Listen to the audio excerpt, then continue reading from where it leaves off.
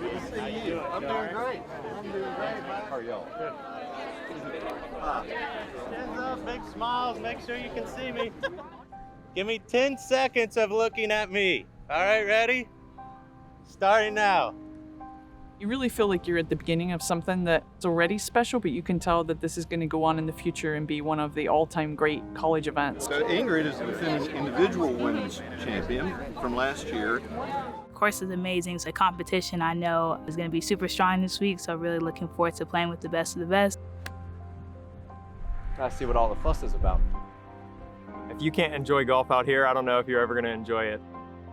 It's going to be a tremendous challenge. This is a special opportunity, and go out and just try to play your best golf. It's a must stop on the college golf schedule. You look at what Jack Stevens has done for the game of golf. You can tell it has his touch. That was LSU golf, LSU women's golf that you guys are capable of doing. So proud of you. Now you realize that he did a lot for golf and amateur golf too. It's cool to have that name behind the tournament. The name of Mr. Stevens and what Jack Stevens has done for golf speaks volumes for the type of teams that you get here. I aspire to be someone like Jack Stevens. Everyone was saying how nice he was and how good of a person he was, and that's what I'm trying to be as well. We're here to honor him. I feel like it's so cool to just be a part of it. I'm hoping that we make him proud. Welcome to the 2022 Jackson T. Stevens Cup at Seminole Golf Club. In only its second edition, the Jackson T. Stevens Cup has already become one of college golf's most prestigious events, bringing together 14 of the country's elite men's and women's programs, as well as individual players from historically black colleges and universities and the U.S. military academies. The venerable Seminole Golf Club in Juno Beach, Florida, plays host to this year's tournament. The famed course welcoming an unparalleled field that includes both the 2021 Stevens Cup champions as well as the defending men's and women's national champions. One of the great clubs in the history of golf. Part of the reason we have 7 teams is the demand was so high. That tells me we're onto something. The thing we've done very well in this event is include the service academies and the historically black colleges and universities. I don't know of another tournament that makes it a point to do that. I'm very excited about it. Last year was just myself, and now it's myself, my teammate Marley Franklin, and my teammate Everett Whiten Jr. So definitely grateful that we're all here, and we're super excited to represent this week. The field for the women's event is one of the most impressive in college golf, featuring 6 of the top 10 ranked amateur players in the world, including the top 3, Rose Zhang and Rachel Heck from Stanford, and defending Stevens Cup champion Ingrid Lindblad from LSU. This is equivalent to a national championship field. I have a feeling this is going to be kind of a goal for every team to make each year, so it's pretty cool to have everyone all in one spot. Add temperatures hovering into the low 90s, and day 1 of the Stevens Cup would be a challenging 36-hole stroke play test. Early on, Wake Forest's Rachel Keene, ranked 6th in the world, would get off to a start befitting the weather. Here's another one of the faces of women's amateur and collegiate golf, Rachel Keene. Karting an opening round 5 under 67 to take a one-shot lead over USC's Amari Avery. This could go in. So good. Defending champion Lindblad could only muster an opening round 2 over 74. Her dreams of a repeat perhaps lost on day 1. Stanford's dynamic duo find themselves lurking despite struggling on Seminole's treacherous greens. The story of the morning session for the men's field is the preseason consensus #1 ranked North Carolina Tar Heels. All 5 of the Heels players find their way into the top 10 after the first round, led by Ryan Burnett's opening round 67. David Ford and Peter Fountain are just 1 back with a pair of 68s. The Jackson T. Stevens Cup honors the golfing legacy of famed businessman and philanthropist Jack Stevens. The Arkansas legend helped build Stevens Inc. into one of the most prestigious financial firms in the country. But it was his love and passion for the game of golf, especially amateur golf, that inspired his son Warren to create the Stevens Cup. He was very influential in my life, but always about making golf accessible, not an elitist game. My expectations for this tournament are it's going to continue to grow in prestige, and it's going to continue to attract arguably the strongest field in college golf. Part of that is the name Jack Stevens. Part of it is starting off at Alotian and now Seminole. We're going to be one of the top collegiate tournaments, and I think we already are. The inaugural Jackson T. Stevens Cup was played fittingly in Arkansas at the famed Alotian Club. The individual competitions won by Arkansas's Mateo Fernandez de Oliveira and Ingrid Lindblad. The team titles to Notre Dame and LSU. To get invited to the inaugural Jackson T. Stevens Cup is an honor. To actually win the very first one was very special. My team, they still talk about it a year later. The inclusion of individual players from historically black colleges and universities, as well as U.S. military academies, another way to honor Naval Academy grad Jack Stevens. I hope he's very proud of what we've been able to do here by including the academies and the HBCUs to give them an opportunity to play great golf courses and to play with other great collegiate players. I'm so blessed to say I'm representing Howard University here at the tournament. Not only just myself and my family, friends back home, but I mean an entire university. To receive this invite not only just shows their character about wanting to be diverse, but as well as to see how the game, how it is changing. As round one transitions into round two, the challenging conditions would take their toll on the field. But Wake's Rachel Keene continues to roll. A second round 69 gives her a 3-shot lead over USC's Brianna Navarrosa. Great putt. Wow. The UNC men's squad's domination is led by sophomore David Ford. Ford cards a remarkable tournament low 62. Really? This is nuts right now. Really? This That is a ball did not go in the left or right center. It went center. Just 2 shots off Masters champion Claude Harmon's course record 60, set in 1947, and within 1 of Ben Hogan's 61 in 1954. You don't see that many circles in a row very often. Ford's round includes a remarkable stretch of 8 consecutive birdies, giving him a commanding 7-shot lead heading into day 2. Today was kind of just point and go. I kind of just took that mindset the whole day, and it was one of those days where everything was falling and everything was working.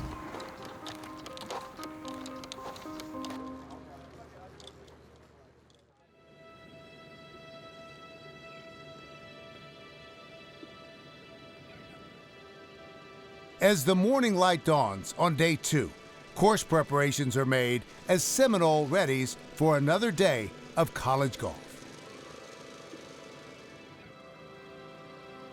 Only 18 holes remain until individual champions are crowned. The light, too, offers a glimpse of the team drama that is about to unfold here. For at the end of the day, only 2 men's and 2 women's teams will have the chance to play for the team titles. With a commanding 17-shot lead, North Carolina is all but assured its place in the team championship final match. But for sophomore David Ford, there is still more work to be done. He said he was so dialed in that it was nothing but point and go.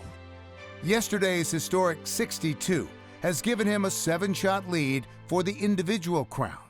But as history has shown us, around Seminole, no lead is truly safe. Several players, including Florida State's Brett Roberts, make runs. But in the end, Ford cruises to his first collegiate title and a 4-shot victory. Well done, David Ford, men's individual champion. 16 under in 3 rounds on this course is really, really fantastic. And congratulations. Thank you. Thank you for all your help. Good this playing. week. Ford's Tar Heels also cruise to the team final match. They will face the fittingly named Seminoles of Florida State, who hold off the charging Stanford Cardinal by 3 shots for the other coveted spot in the final. Through the first 36 holes, Wake Forest's Rachel Keene has managed her way around iconic Seminole to the tune of a 3-shot lead. The steady and smiling senior looking for her 5th collegiate individual title. But some of the game's best amateurs are beginning the chase. LSU's Carla Tejedo, playing well ahead of Keene, begins to take aim at the leader. While Keene plays the opening 9 in even par, Tejedo makes 4 birdies on the back to take a 1-shot lead. Center, not buried it, Julia. What a nice, great birdie. A final round 68 leaves her at 8 under and tied with Keene for the moment. But Keene would hold firm and manages back-to-back birdies on 15 and 16. You have to be mature, patient, and disciplined around Seminole. She's put those 3 characteristics right on display. To give her a 2-shot cushion and the individual championship. Rachel Keene has won the Jackson T. Stevens Cup.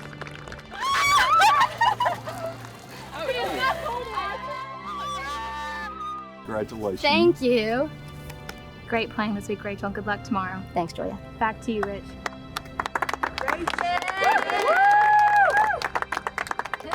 Her Wake Forest team also wraps up the top spot in the final team match. That's pretty cool. Stay right there. And will face off against the defending national champion Cardinal of Stanford, who hold off the Duke Blue Devils by 2 shots. How's it going? Good, man. How are you? As the final day of the 2022 Jackson T. Stevens Cup begins, the North Carolina Tar Heels are riding high. For 2 days, they have dominated both the individual and team competitions. But none of that matters now, as the final match against ACC rival Florida State is set to begin. The women's final features the top 2 teams in the country, Wake Forest and individual champion Rachel Keene, and mighty Stanford, who have 2 of the top 3 amateurs in the world. So we all well know in this sport there's nothing quite as compelling as match play. Carolina sends transfer superstar Dylan Minetti out first against FSU's Frederick Kattrup. After 2 birdies on the front 9, Kattrup holds a 2-up lead through 9. But Minetti fights his way back. A birdie on 17 ties the match. What an up and down from that greenside bunker. Tar Heels need it. With Minetti finally prevailing on the 19th hole. David Ford's magical week would not continue in match play. The individual champion struggles against FSU's Luke Clanton, losing for the first time this week, 1 up.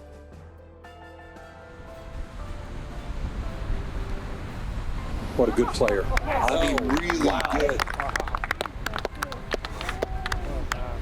You are the best match play player I've ever played. Rachel Keene, too, falls victim to the match play reset, as freshman phenom Mega Gane holds her off to put the first point on the board for the Cardinal.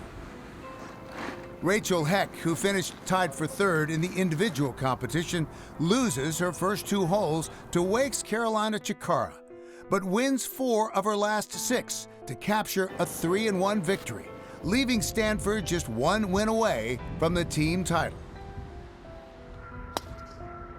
UNC's Austin Greaser and FSU's Cole Anderson both win their respective battles, leaving the men's team competition tied through the first 4 matches.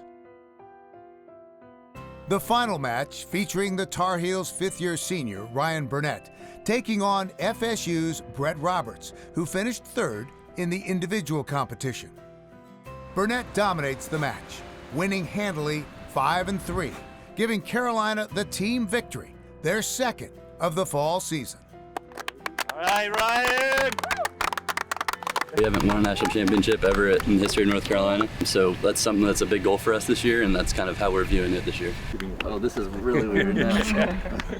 With 2 strong wins to start the final match, Stanford only needs one more victory to secure the team title. Unfortunately for Wake Forest, world number 1 Rose Zhang has next. Zhang, who hadn't played her best in the individual competition, takes the early lead on Wake's Amelia Migliaccio. Not on her best game, but she can manage it. That's what's so good about her. Holding on the rest of the way to win the match 3-2, giving Stanford the team victory. So Stanford wins it, and that is not a surprise. This is a juggernaut. This is one of the best teams in college athletics. North Carolina is the winner of the Jackson T. Stevens Cup in 2022. Congratulations. Thank you, Mr. Stevens. Thank you. As the Jackson T. Stevens Cup moves now to Dallas and Trinity Forest Golf Club in 2023, there is no doubt that the original vision to create a highly competitive collegiate tournament comprised of tomorrow's PGA Tour and LPGA stars playing on some of the country's premier golf courses is right on track, something that the tournament's namesake, Jack Stevens, would be most proud to see.